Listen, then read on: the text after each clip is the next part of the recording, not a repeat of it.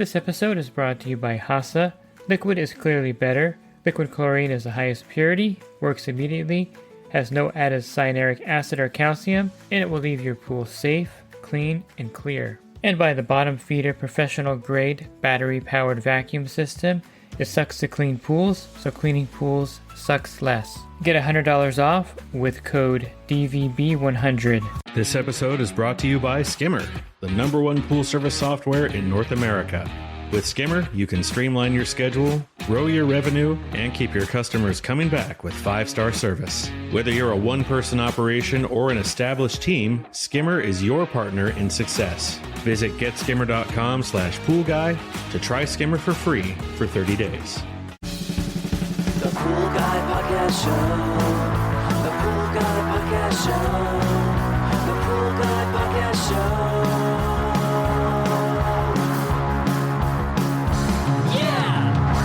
Hi, welcome to the Pool Guy Podcast Show. In this episode, I'm going to talk to you about ways to prevent algae in your pool.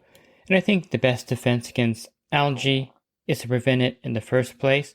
I'll go over some tried and proven ways to prevent algae in your pool. And of course, if you have algae in the pool, I'll go over ways to also cure that and get your pool back to being algae-free. Are you a pool service pro looking to take your business to the next level? Join the Pool Guy Coaching Program. Get expert advice, business tips, exclusive content, and get direct support from me. I'm a 35-year veteran in the industry. Whether you're starting out or scaling up, I've got the tools to help you succeed. Learn more at swimmingpoollearning.com.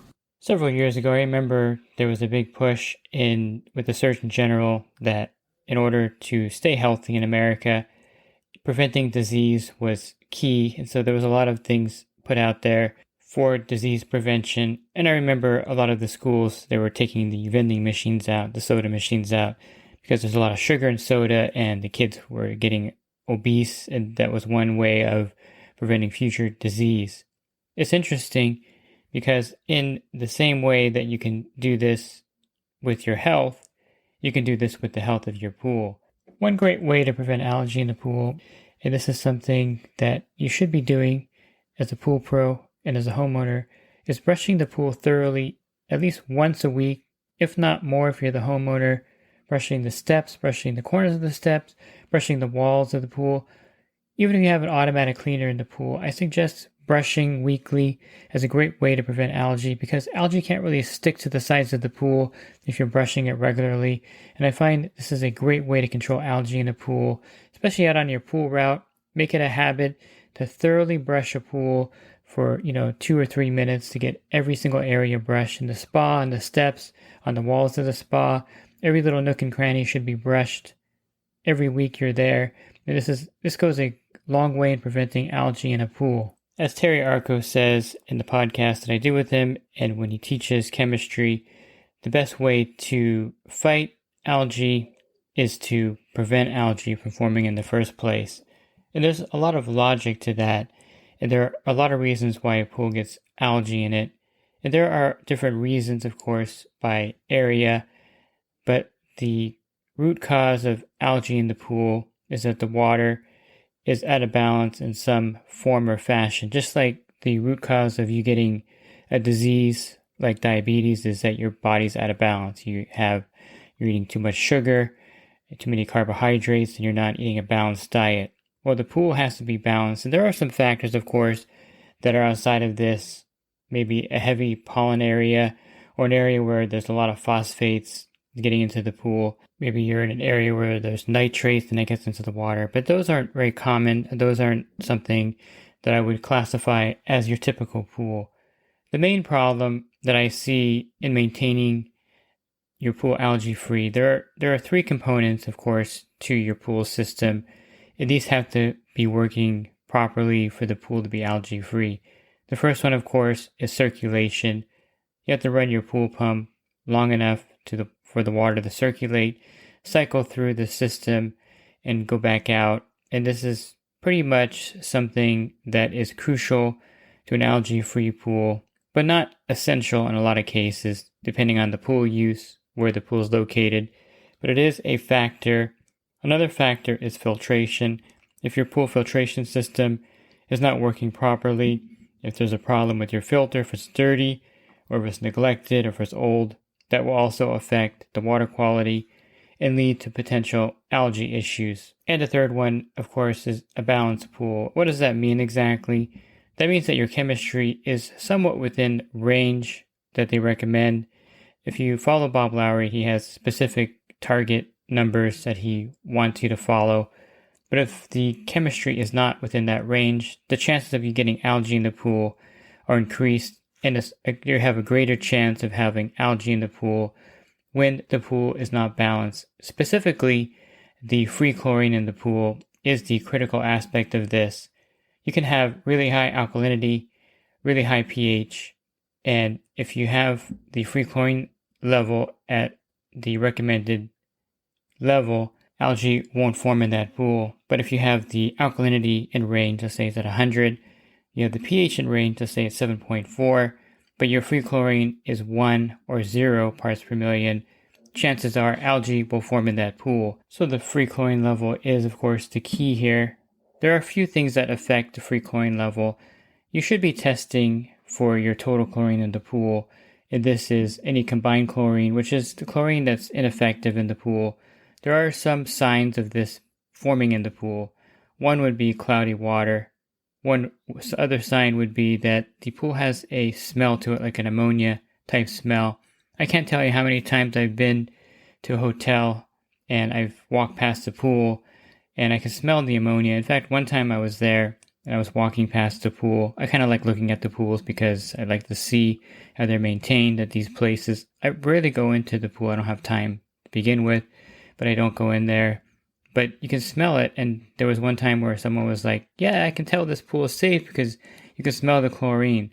And if you've been in the industry long enough, you know that chlorine does not really have a smell. Now, trichlor does smell, and Cal Hypo does have a chlorine smell in the actual product when you open it up. But when it's in the water, in 20,000 or 30,000 gallons of water, you shouldn't be able to smell the chlorine after it's been absorbed in the water. What you're actually smelling is the chloramines, which is the combined chlorine, which is a bunch of stuff in the chlorine that's making it ineffective. Now you can break this. The break point is 10 times that. So when you do the test for your chlorine, so what you should be doing is getting your total chlorine reading. So you have free chlorine, and then you, usually if you have a photometer or the Taylor test kit, you can do a combined chlorine test. So what you're looking for is kind of equal math. For example, if you're using a photometer, the free chlorine is at 3 parts per million, and then you do a total chlorine reading and it's at 3 parts per million. The combined chlorine is, of course, 0 parts per million because those two numbers equal each other. Again, if you do a free chlorine test and it's at, let's say, 2 parts per million, the total chlorine comes in at 3.5 parts per million. That means that you just take 3.5 minus the 2 parts per million of free chlorine, and you get 1.5 parts per million of combined chlorine. Now, the chloramines in there, of course, are a byproduct of all the junk, sweat, urine, other organics that make the chlorine ineffective. And to break that, you have to bring that to 10 times that combined chlorine number. And so the break point here would be 15 parts per million. So you need to bring the chlorine to above 15 parts per million. And you have to keep it there for, I would say, at least a week. So this is another factor that is often missed. You'll bring the pool to 15 parts per million, but you won't maintain it at that level long enough to break the combined chlorine. It's not something that happens instantly. The pool has to run, has to circulate, and I would say that the best way to break it, in my opinion, is to make sure that you're at 15 parts per million. Sustain that for a few days over that course so that you're going to be sure to break it. Now, if you do pool service, generally you can't go back 3 or 4 days later to check the pool. So you want to bring it to a pretty high level. I would say 20 or 25 parts per million. That way, when some of the chlorine burns off and gets used up, you're still at a good chlorine level to break that combined chlorine.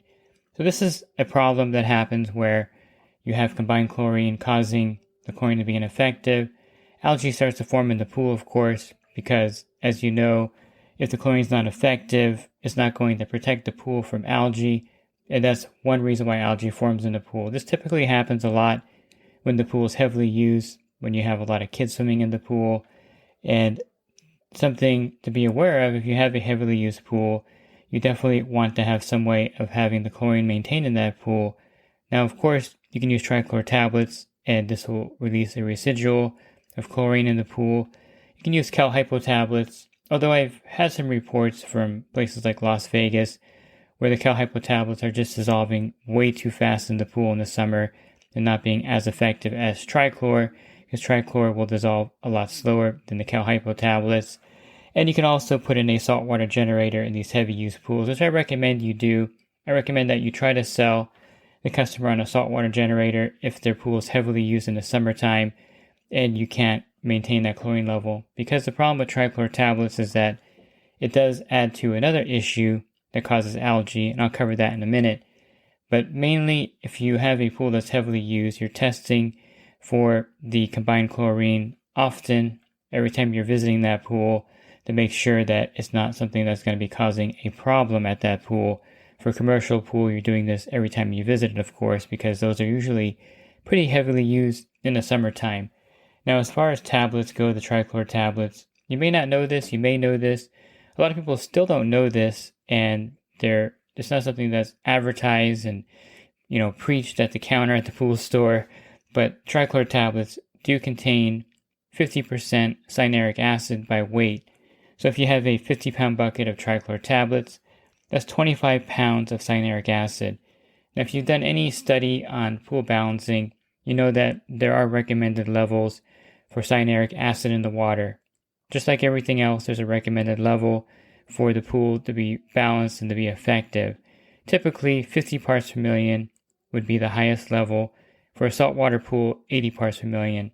I tend to keep my cyanuric acid levels, even in my chlorine pools, at 80 parts per million in my area, because the suburbs can get very hot and the chlorine can burn off rapidly in the pool. Basically, cyanuric acid is there to protect the chlorine, slow down how fast it's used up in the pool from the UV rays hitting the pool water. Before there was cyanuric acid, you'd have to go to the pool every day and add chlorine if you did pool service. Cyanuric acid is an important tool in pool care, and at the right level, it is highly effective in extending the life of the chlorine in the pool. However, the higher the cyanuric acid level gets in the pool, the less effective the chlorine is in that pool. Even if you have the pH at 7.4, and if you have everything else balanced in the pool, you're going to have trouble maintaining that free chlorine level in the pool with very high cyanuric acid. And you're going to need more and more free chlorine in the pool to battle this effect. Bob Lowry did extensive studies on this, and he came up with this formula that is used by a lot of pool pros out there that is very effective. I use it myself. And it's something that almost was instinctual out there, I should say, for a lot of pool pros that were dealing with high cyanuric acid pools.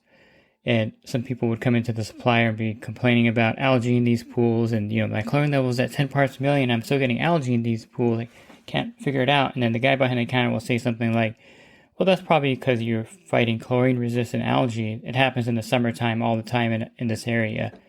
Well, the reality is 10 parts per million may not have been high enough. And again, this is a daily level. So I want you to remember this, that if the chlorine level drops below this level sometime during the week before you're back over there, this is a problem. And so this is a daily type level, not a weekly level. And chlorine will dissipate every day. When you add, let's say, a gallon of liquid chlorine to a pool, it's 15,000 gallons. Of course, you're going to bring the parts per million probably to 10 parts per million, but you're going to lose at least 1 part per million per day. And if you needed to maintain it at 10 parts per million, by midweek, it's already at 7 parts per million. By the end of the week, it's probably at 5 parts per million, which wouldn't be enough. So let me give you some examples of this formula so you kind of get an idea what I'm talking about here. If your cyanuric acid is 100 parts per million in the pool, you're going to need to keep the free chlorine level at 8 parts per million, technically 7.5 parts per million, because you have 100, and then you times 7.5%, that'll give you 7.5 parts per million. 8 parts per million, I'm just rounding up here. If your cyanuric acid level is 150 parts per million, which does happen when you're using trichlor tablets as your primary sanitizer, you'll have to keep the free chlorine level at 11.25 parts per million or 12 parts per million. Here's where things get a little tricky, because any cyanuric acid reading above 80 or 100 parts per million in a lot of cases becomes very inaccurate. And so you're doing a dilution test, or you're just kind of guessing how much cyanuric acid is in the pool. But what if you're thinking that the cyanuric acid level is 150, but it's actually 200, and you're at 12 parts per million, and you're still getting algae in the pool? Well, the problem is you just don't have enough free chlorine in the pool, because if the cyanuric acid level is 200 parts per million, you're going to need 15 parts per million of free chlorine in the pool for it to be effective in a pool with 200 parts per million of cyanuric acid. High cyanuric acid is a big contributor to algae problems in the pool.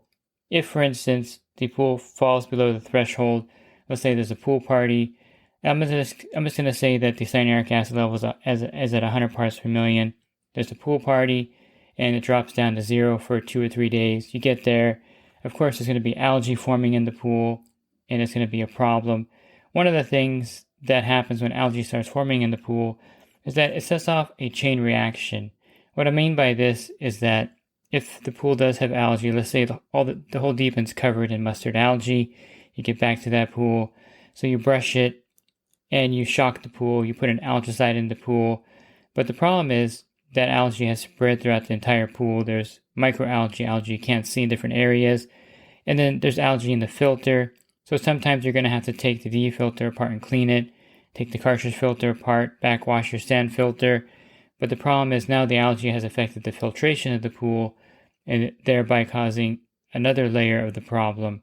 So then you have to run the pool longer for the chlorine and the shock to be effective, and sometimes the timer is set to run the pool not long enough, or maybe it's set just for the ideal condition, I should say, but this is not ideal any longer. So you must increase the runtime, add a few hours each day now to the cycle of running the pool, because algae was there and you want to try to clear it up. A lot of times you don't do this, and so you're having a lot of problems with the elements that keep your pool algae free, which is the circulation, filtration, and of course water balance. So now the water, of course, is back in balance because you raised the chlorine level up to fight the algae, but the filter may be impacted by the algae, or you may not be running the pool long enough now to clear up the pool. So you see how this compounds itself once algae starts to form in the pool. Just like if you were to get diabetes, then you have to try to change your diet. You have all kinds of other health issues, circulation problems, problems with your feet. These all are contributing from the initial disease, and you can see how this can get out of hand. So how do you prevent it? Well, of course, you don't want your cyanuric acid to be crazy high in the pool. A partial drain will solve this, draining half the water out of the pool. If the cyanuric acid is at 200, theoretically draining half the water will bring it down to 100 parts per million, and that simply will make your pool care much easier. Getting away from trichlor tablets at some point will also help. So if your cyanuric acid is, say, 150 parts per million, you just want to stop using trichlor altogether. Maybe you'll switch to cal hypo tablets which don't have any cyanuric acid in it, or just switch over to liquid chlorine and add that every week to the pool until you can lower the cyanuric acid just by, it doesn't evaporate out of the pool. That is something that you should know, but it can be diluted with filling the pool up, especially if some water evaporates, you're adding fresh water and you're not adding more cyanuric acid, or if you're getting some summer rains that'll also help dilute it. If you're not adding trichlor tablets to the pool, you're not adding more cyanuric acid to the pool at that point, and that also will help reduce that. And then last, one way to help prevent algae is to use what I call a chlorine enhancer. And these are products that are designed to make the chlorine more effective in the pool. The chlorine is used up a lot in a lot of cases, fighting algae in the pool, and it's not effective any longer, or used up by the higher bather load. So these enhancers help extend the life of the chlorine and make it much more effective. There are 3 main ones that I recommend, and you can pick the one that you prefer. Everyone has a preference.